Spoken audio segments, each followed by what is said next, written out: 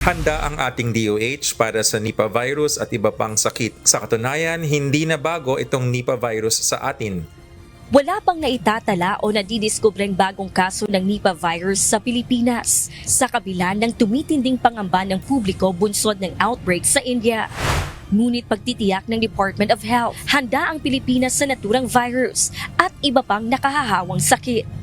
Ayon kay DOH spokesperson Assistant Secretary Albert Domingo, mahigpit din itong minomonitor ng kanilang Epidemiology Bureau matapos ang huling naitalang kaso sa Sultan Kudarat noong 2014. Ang Nipah virus ay hindi pangkaraniwang sakit na nagmumula sa hayop o isang klase ng zoonotic disease. Karaniwang nagmumula ito sa paniki, ngunit maaari ring maipasa sa ibang hayop tulad ng baboy at kabayo. Ayon sa World Health Organization, maaaring maihawa ito sa tao mula sa mga hayop sa pamamagitan ng kontaminadong pagkain at pwede rin ng human-to-human transmission. Tinatayang nasa 40% hanggang 75% ang case fatality rate ng Nipah virus. Kabilang sa sintomas ng Nipah virus ay lagnat, pananakit ng ulo, muscle pain, pagsusuka at pananakit ng lalamunan.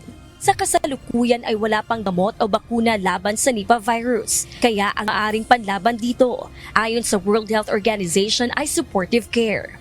Payo ng DOH sa publiko upang makaiwas sa Nipah virus, maging maingat sa pagkain ng karne.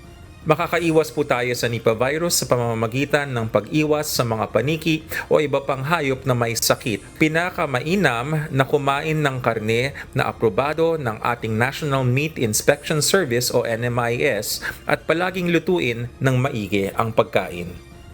Ayon sa DOH noong 2023 ay may nakalatag ng bagong alituntunin sa pagtugon sa Nipah virus. Gladys Tuwabi, UNTV News and Rescue. Diyos ang aming sandigan, serbisyo publiko ang aming pinahahalagahan.